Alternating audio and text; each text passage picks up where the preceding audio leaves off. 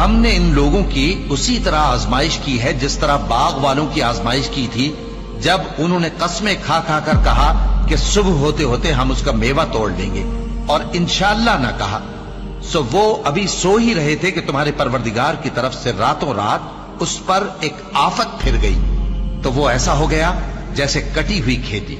फिर जब सुबह हुई तो वो लोग एक दूसरे को पुकारने लगे कि अगर तुमको काटना है तो अपनी खेती पर सवेरे ही जा पहुंचो।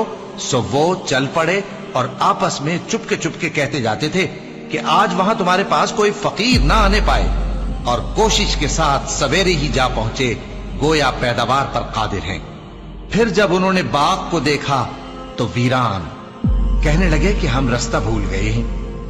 नहीं, बल्कि हम बेनसीब हो गए। एक जो उनमें समझदार था बोला, क्या मैंने तुमसे नहीं कहा था कि तुम तस्बीह क्यों नहीं करते? दूसरे कहने लगे कि